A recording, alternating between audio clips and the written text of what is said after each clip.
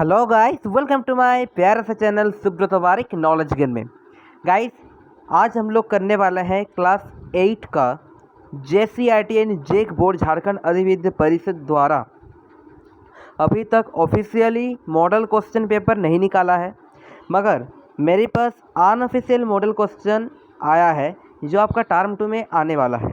ठीक है, आज हम लोग करने वाले अनऑफिशियल मॉडल क्वेश्चन पेपर। ये आपका जेक के द्वारा नहीं आया हुआ है, मगर ये बहुत इंपॉर्टेंट क्वेश्चन है आप लोग के मैथ्स का, गणित का क्लास 8 के लिए। और ये टर्म 2 में जो एग्ज़ाम होने वाला है आप लोगों का, यानी 28 जून को, उसी टाइप से इसी टर्म को देखते हुए ये वाला क्वेश्चन बनाया हुआ है। ठीक है, ये टोटल आपका एग्ज़ाम 1.5 घंटा का होने वाला है और इसका मार्क्स रहेगा टोटल 50 मार्क्स का क्वेश्चन रहेगा। ठीक है, तो सबसे पहले मैं आप सभी लोग को बता देना चाहता हूँ कि आप लोग कॉपी और पेन लेके बैठ जाइए और एक एक मैथ सॉल्व करते जाइए। जो वाला नहीं सकेंगे उसको वीडियो देख के आप आंसर लिख लीजिएगा, बिना वरना आप लोग कॉपी पेन लेके पहले क्वेश्चन लिखिए, फिर पोच करके आंसर खुद बनाइए। ठीक है, इससे आप लोगों के ऊपर बेहतर रहेगा। चलिए आज का सेशन स्टार्ट करते हैं हम लोग।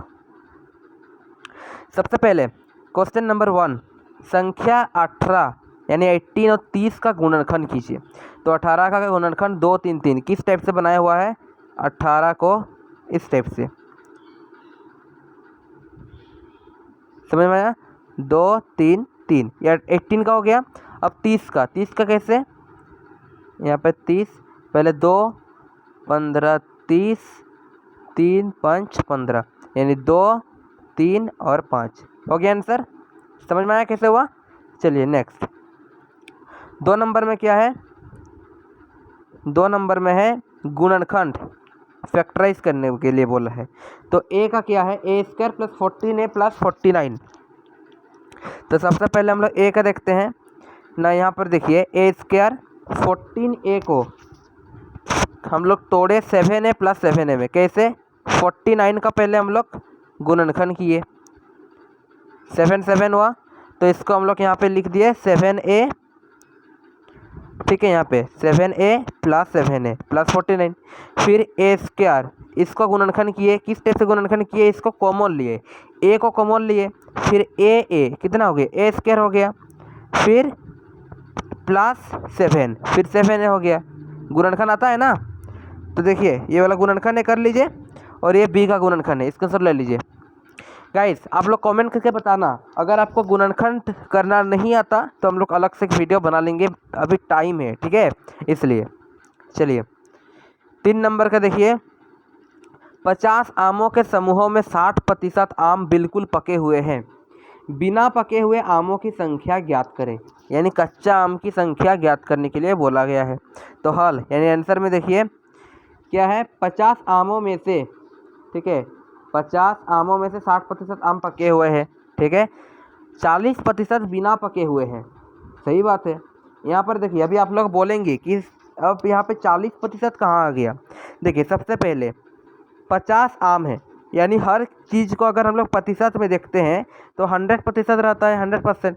तो 100% में से 60% आम पके हुए हैं, 60% आम पके हुए हैं। तो और बाकी कितना प्रतिशत पका नहीं हुआ है? 100 माइनस 60, फिर कितना निकला है? 40 निकला ना, उसी टाइप का। तो 40% आम क्या है? कच्चा है, यानी पका हुआ नहीं है। तो वही वाला यहाँ पे दिया हुआ है।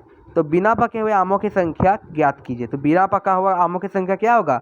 50 का 40%, 50 का 40% का यानी गुना, इसलिए हम लोग यहाँ पे गुना दिए। तो 50 गुना 40% यानी 100 बटा करना है, यानी 50 गुना 40 बटा 100, ये आंसर हो गया 20।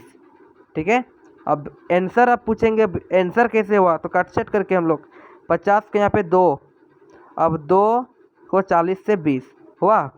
चलिए 4 नंबर का देखिए, एक शहर की जनसंख्या 10,000 है। यदि इसमें 2% वार्षिक ह्रास हुई तो एक वर्ष बाद शहर की जनसंख्या ज्ञात करें।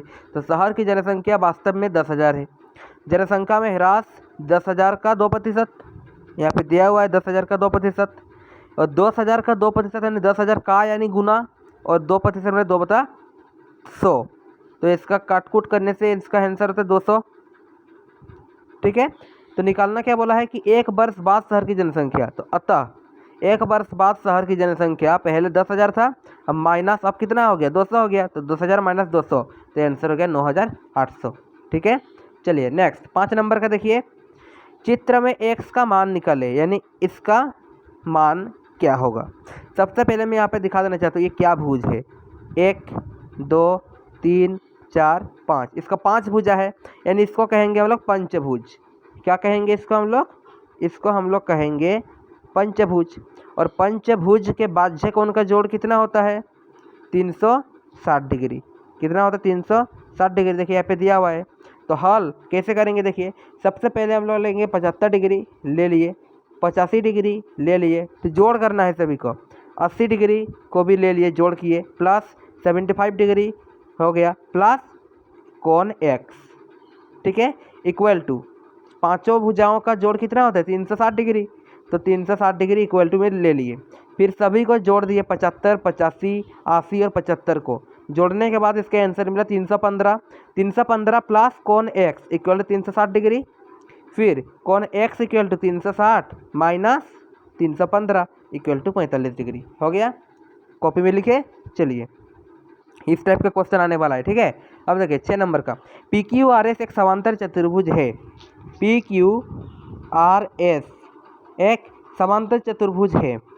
OQ 3 सेंटीमीटर है, ये वाला 3 सेंटीमीटर है, तथा RP की लंबाई है ना, RP की लंबाई यानी इसकी QS से 2 सेंटीमीटर अधिक है, यानी इससे 2 सेंटीमीटर अधिक है। ठीक है, तो OP की लंबाई ज्ञात कीजिए, यानी इसकी लंबाई ज्ञात कीजिए। चलिए विकर्ण हल में देखिए, विकर्ण ये आंसर है आपका, ये वाला आंसर है। ठीक है, विकर्ण PR और QS एक दूसरे को बिंदु O पर समद्विभाजित करती है, एकदम सही। देखिए PR QS O पर समद्विभाजित, यानी जो एक साथ काटता है जो वाला कोण, उसे समद्विभाजित करता है। तो OQ equal to OS equal to 3 centimetre, तो फिर OQ इक्वल टू OS, ये दोनों तो फिर 3 सेंटीमीटर है। ठीक है, देखिए इधर भी बराबर है इधर भी बराबर है, तो ये अगर 3 सेंटीमीटर हुआ तो ये भी 3 सेंटीमीटर ही होगा, इसलिए तो पहला पॉइंट ये वाला हो गया। Second point, QS equal to 3 centimetre plus 3 centimetre equal to 6 centimetre, सही बात है। तो PR equal to QS plus 2 centimetre and PR equal to QS का वैल्यू कितना निकला 6, तो यहाँ पर 6 हो गया प्लस 2 सेंटीमीटर, तो 8 सेंटीमीटर हो गया। तो OP इक्वल टू क्या होगा, half PR equal to half into 8 centimetre, ये निकल गया 4 सेंटीमीटर। ठीक है, चलिए 7 नंबर का देखिए, दिखाइए कि समांतर चतुर्भुज एक सम्मुख भुजाएं बराबर माप की होती है। तो आंसर देखिए यहाँ से स्टार्ट होता है, दिया गया है ABCD एक समांतर चतुर्भुज है, सही बात है। सिद्ध करना है यानी निकालना क्या है, AB इक्वल टू DC, यानी ये वाला भुजा इक्वल टू ये वाला भुजा, और BC इक्वल टू AD, यानी ये वाला भुजा इक्वल टू ये वाला भुजा, इसको हम लोग को सिद्ध करना है। ठीक है, कैसे करेंगे देखिए, त्रिभुज ABC और त्रिभुज ACD में, यानी त्रिभुज ABC और त्रिभुज ACD में क्या बोला है, कोण 1 इक्वल टू कोण 2। ठीक है, कोण 1 इक्वल टू कोण 2, क्यों, एकांतर कोण। एकांतर कोण किस प्रकार से जानते ही है आप लोग, ये वाला कोण और ये वाला कोण एकांतर कोण है। ठीक है, AC इक्वल टू AC उभयनिष्ठ, ये वाला जितना है ये वाला भी जितना ही है, ये उभयनिष्ठ हो गया। तीसरा हो गया एंगल साइड एंगल कसौटी से, तो ये हो गया आपका प्रूफ, यहाँ पर लिख दीजिएगा ऐसे करके कि प्रूफ। ठीक है, चलिए नेक्स्ट, आकृति में AB समांतर CD है, AB समांतर CD है, तो कोण C ज्ञात कीजिए, इसका मान क्या होगा। जैसे B का मान 105 है, तो कोण C का मान कितना होगा देखते हैं। क्योंकि AB समांतर DC है तथा BC इनको प्रतिच्छेद करता है, तो कोण B प्लस कोण C इक्वल टू 180 डिग्री। देखिए यहाँ पे दिया है कोण B प्लस कोण C, ये वाला कोण प्लस ये वाला कोण मिला करके 180 डिग्री बोला गया है। तो कोण B का मान 105 है, यहाँ पे बैठा दिया हम लोग यहाँ पे, तो कोण C इक्वल टू 180 माइनस 105 75, तो कोण C का वैल्यू होगा 75 डिग्री। ठीक है, चलिए 9 नंबर का देखिए, 5 सेंटीमीटर भुजा वाले वर्ग की रचना करें, ये ज्यामिति है। ठीक है, ज्योमेट्री। तो सबसे पहले हम लोग 5 सेंटीमीटर का एक लाइन खींचेंगे स्केल से, फिर यहाँ पे हम लोग नीडल यानी कॉम्पास को यहाँ पे बैठाएंगे, फिर एक चाप खींचेंगे, इधर एक बार इधर एक बार, फिर ये वाला नीडल से यानी यहाँ से नीडल को यहाँ पे बैठाएंगे, फिर यहाँ पे एक बार काटेंगे और यहाँ पे एक बार बैठा के यहाँ पे एक बार काटेंगे, फिर सीधा ऊपर समकोण खींच देंगे। समकोण खींचने के बाद ये वाला लेके एक बार यहाँ पे काटेंगे, ये वाला लेके एक बार यहाँ पे काटेंगे, फिर चारों को मिला देंगे 5 सेंटीमीटर स्केल पे। ठीक है, चलिए नेक्स्ट 10 नंबर का चित्र में x का मान निकाले, यानी इसका मान निकालेंगे। सबसे पहले मैं बता देना चाहता हूँ, ये एक त्रिभुज है। ठीक है, ये एक त्रिभुज है और त्रिभुज के 3 कोनों का जोड़ कितना होता है? 180 डिग्री होता है। तो चलिए सबसे पहले हम लोग निकालेंगे कोण I का। तो यहाँ पे लिखेंगे हम लोग कोण A प्लस कोण B प्लस कोण C इक्वल टू 180 डिग्री। कोण A का वैल्यू कितना है? 55 डिग्री यानी 55 डिग्री, लिख दीजिए यहाँ पे। प्लस कोण B का वैल्यू कितना है? ये वाला समकोण 90 डिग्री, लिख दीजिए यहाँ पे 90 डिग्री। प्लस कोण C का वैल्यू कितना है? x, यहाँ पे लिख दीजिए x इक्वल टू 180 डिग्री। क्यों? त्रिभुज के तीनों कोणों का जोड़। 55 और 90 को जोड़ करेंगे हम लोग तो कितना होगा?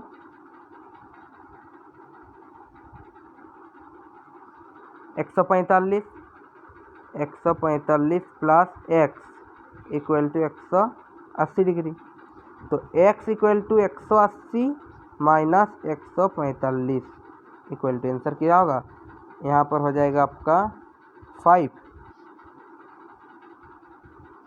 और यहाँ पे होगा 35। तो आंसर होगा 35 डिग्री, 35 डिग्री। ठीक है, लिख दीजिए यहाँ पे 35 डिग्री। चलिए नेक्स्ट 11 नंबर का देखिए, ये भी एक ज्योमेट्री है। ABCD की रचना कीजिए जिसमें AB इक्वल टू दिस। तो सबसे पहले हम लोग AB एक लाइन खींचेंगे स्केल से, फिर BD 3.8 यानी यहाँ से एक बार काटेंगे 3.8 स्केल, मतलब एक कॉम्पास लेके, जो कॉम्पास होता है ना, यहाँ पेंसिल रहता है, तो इसको स्केल में बैठा के 3.8 पॉइंट को मापेंगे। फिर मापने के बाद यहाँ से एक बार यहाँ पे काटेंगे, यहाँ से एक बार यहाँ पे काटेंगे, फिर मिला देंगे, फिर इसको 5 सेंटीमीटर करके स्केल से मिला देंगे। हो गया। ठीक है, चलिए नेक्स्ट 12 नंबर का, एक घनाभ की लंबाई, चौड़ाई और ऊंचाई क्रमशः 12 मीटर, 8 मीटर तथा 4 मीटर है। यानी ये L, ये B और ये H। घनाभ का 500 क्षेत्रफल ज्ञात कीजिए। तो फॉर्मूला क्या था? 2L plus B into H। तो उसी वाला फॉर्मूला से बैठा दिए, आंसर निकल गया। ठीक है, चलिए 13 का, एक ऐसे घनाभ की ऊंचाई ज्ञात करें जिसकी लंबाई इतना है, चौड़ाई इतना है, यानी H बराबर व्हाट। ठीक है, L दिया है, B दिया है, H बराबर क्या होगा? तो निकालेंगे। घनाभ का आयतन बराबर 900 सेंटीमीटर क्यूब, यहाँ पे दिया हुआ है, स्क्वायर नहीं होगा। ठीक है, तो L into B into H equal to 900। तो L का वैल्यू दिया है, B का वैल्यू दिया है, H बराबर 900। तो H इक्वल टू 900 बटा 15 गुना 12 इक्वल टू 5 सेंटीमीटर आंसर। ठीक है, चलिए नेक्स्ट 14 नंबर का देखिए, एक घनाकार लकड़ी के टुकड़ों का आयतन इतना है, यदि इसकी लंबाई और ऊंचाई इतना है, यानी ये वाला लंबाई और ये वाला ऊंचाई है, तो चौड़ाई ज्ञात करें। तो चौड़ाई के लिए देखिए, यहाँ घनाभ की लंबाई L बराबर दिया है, B बराबर नहीं दिया है और ऊंचाई बराबर दिया हुआ है। तो चौड़ाई निकालेंगे। तो L into B into H equal to ये वाला दिया हुआ है, तो B बराबर ये वाला हो गया। पिछला जैसा ही वाला क्वेश्चन था, इजी क्वेश्चन, इसी टाइप का इजी क्वेश्चन आएगा। ठीक है, चलिए नेक्स्ट 15 नंबर का, ये वाला दिया है आपका LBH माप वाले कार्टून बॉक्स में LBH माप की कितनी साबुन की टिकिया रखी जा सकती है? तो कार्टून का आयतन पहले ये वाला निकाल दीजिए, L into B into H का फॉर्मूला लिखे घनाभ का आयतन, फिर साबुन की टिकिया का आयतन निकाल दीजिए। ठीक है, तो फिर कार्टून में रखी जा सकने वाले साबुन की टिकिया की संख्या लिख दीजिए, यानी इसको और इसको भागा दे दीजिए, फिर 640 आंसर आ गया। ठीक है, अब 16 नंबर का देखिए, एक घनाभकार साबुन के डिब्बे की लंबाई यानी L इतना दिया हुआ है, B इतना दिया हुआ है, H इतना दिया हुआ है, डिब्बे की संपूर्ण पृष्ठ क्षेत्रफल क्या होगा? तो फॉर्मूला क्या होगा? 2LB plus BH plus HL। Answer निकल गया। ठीक है, चलिए 17 नंबर का, मंगल एक संख्या सोचता है, उसमें 5 घटाकर परिणाम को 8 से गुना करता है। अब जो परिणाम मिलता है वो सोची गई संख्या की तिगुनी है, वो सोची गई संख्या ज्ञात करे। तो माना कि मंगल द्वारा सोची गई संख्या क्या है? x है। प्रश्नानुसार 8 से गुना करता है, जो परिणाम होता है, यानी 8 into x minus 5 equal to 3x हो गया। इतना दूर जब निकाल दोगे, x का वैल्यू कितना निकला? x equal to 8। ठीक है, चलिए नेक्स्ट 18 नंबर का 300 किलोग्राम चावल 15 रुपया प्रति किलोग्राम की दर से खरीदा गया तथा 5% हानि पर बेच दिया गया। हानि तथा विक्रय मूल्य ज्ञात करें। तो चावल का क्रय मूल्य 300, ठीक है, 15 रुपया प्रति किलोग्राम, तो गुना कर दो 4500। हानि प्रतिशत कितना है 5%, इसलिए हानि बराबर क्रय मूल्य का 5%। क्रय मूल्य ने 45 से गुना 5/100 225 रुपया। विक्रय मूल्य निकलने बोला है, क्रय मूल्य माइनस हानि, क्रय मूल्य और माइनस हानि को निकाल दीजिए 4275, ठीक है। चलिए 19 नंबर हल करें। x/2 - 1/5 x/3 + 1/4। तो सबसे पहले आप लोग देखिए 2, 5, 3 और 4 के एलसीएम निकाल देंगे। निकालने के बाद इसका आंसर हो जाएगा 60। फिर इसका निकाल दीजिएगा किस टाइप से, जैसे यहाँ पे लिख दीजिएगा, यहाँ पे 2, तो यहाँ पे फिर लिख दीजिएगा 60 गुना x/2 माइनस, जो माइनस है माइनस दीजिएगा, फिर 60 गुना 1/5 हो गया, फिर इक्वल टू है यहाँ पे, फिर इक्वल टू देंगे, फिर 60 मतलब जितना एलसीएम निकल रहा है 60 गुना x/3, उसके बाद यहाँ पे प्लस है तो यहाँ पे प्लस दीजिएगा, फिर 60 गुना 1/4 लिख दीजिएगा, फिर इसको हल कीजिएगा। यहाँ पर हो जाएगा 2 30 कट गया 30x, तो काट कूट के इसका आंसर यहाँ पे निकल जाएगा आपका 2.7, ठीक है। चलिए 20 नंबर का देखिए। 3 लगातार पूर्णांकों का योग 51 है, पूर्णांक ज्ञात करें। तो माना कि 3 लगातार संख्या x, x+1 और x+2 है। तीनों को हम लोग जोड़ देंगे और इक्वल टू 51 योग है, तो इतना दूर हो गया। फिर x 3x प्लस 3 1 + 2 3 = 51, तो इसको हल करेंगे तो इसका आंसर हो जाएगा आपका 16, x = 16 निकल जाएगा। फिर इसलिए x = 16 है तो x+1 का वैल्यू कितना होगा 16 + 1 17, x+2 का वैल्यू 16 + 2 18 हो गया। चलिए 21 नंबर का देखिए। कपिल ने एक स्कूटर खरीदने के लिए बैंक से 2500 रुपया 10% वार्षिक दर से उधार लिया, जबकि ब्याज वार्षिक संयोजित होता है। 2 वर्ष 4 महीना के अंत में उधार चुकता पड़ता है, चुकता करने के लिए उसे कितने राशि का भुगतान करना पड़ेगा। तो पहले हम लोग निकालेंगे 2 वर्ष का, फिर 4 महीना का, फिर ऐड कर देंगे, ठीक है। देखिए मूलधन दिया है 2500 ये वाला, आर यानी ब्याज दिया हुआ है 10% और समय 2 वर्ष 4 महीना, ठीक है। तो सबसे पहले हम लोग निकालेंगे 2 वर्ष के लिए यहाँ पे। तो 2 वर्ष के लिए देखिए मिश्रधन इक्वल टू क्या होगा, मूलधन गुना ये वाला फॉर्मूला से यूज हो गया, जिसके आंसर निकल गया 3025। फिर दूसरे वर्ष के लिए कुल राशि 4/12 यानी 4 महीना, 1 साल में 12 महीना, 1 साल में 12 महीना, तो 4 साल में 4/12 महीना, ठीक है। तो फिर उसको निकाल देंगे। सबसे पहले इसको निकाल दे 3025, फिर इसको निकालेंगे तो इसका वैल्यू हो गया 100 यानी 100। फिर 2 वर्ष 4 महीना को जोड़ दिए, यानी 2 वर्ष का वैल्यू 3025 और 4 महीना का वैल्यू 100, ये दोनों को जोड़ दिए, इसका आंसर हो गया 3125.83, ठीक है। चलिए अब है 22 नंबर का। रहीम के पिताजी की उम्र रहीम का आयु की 6 गुनी है। यदि रहीम के पिता रहीम से 35 वर्ष बड़े हैं तो दोनों की उम्र ज्ञात करें। तो माना कि रहीम की आयु x वर्ष है, रहीम के पिता की आयु 6x वर्ष, यानी 6 गुनी बड़ी। प्रश्नानुसार 6x = x + 35, 6x - x = 35, तो 6x - x क्या हो गया 5x = 35, x = 7। तो रहीम की आयु का वर्ष यानी रहीम की वर्ष कितना हो गया 7 वर्ष, तो रहीम के पिता का वर्ष 6x यानी 6 × 7 = 42 वर्ष हो गया आंसर। अब लास्ट 23 का क्वेश्चन देखिए। चाय, कॉफ़ी, दूध तथा अन्य पेय पदार्थ पीने वाले के प्रतिशत वृत्त चार्ट में अंकित है। यदि पेय पदार्थ पीने वाला कुल व्यक्तियों की संख्या 220 है तो यानी चाय पीते हैं 40%, कॉफ़ी पीते हैं 20%, दूध पीते हैं 30%, अन्य पेय पदार्थ इतना प्रतिशत। तो यहाँ पर क्वेश्चन दिया क्या है, ए नंबर ए में दिया है अन्य पेय पदार्थ पीने वाले का प्रतिशत ज्ञात करें।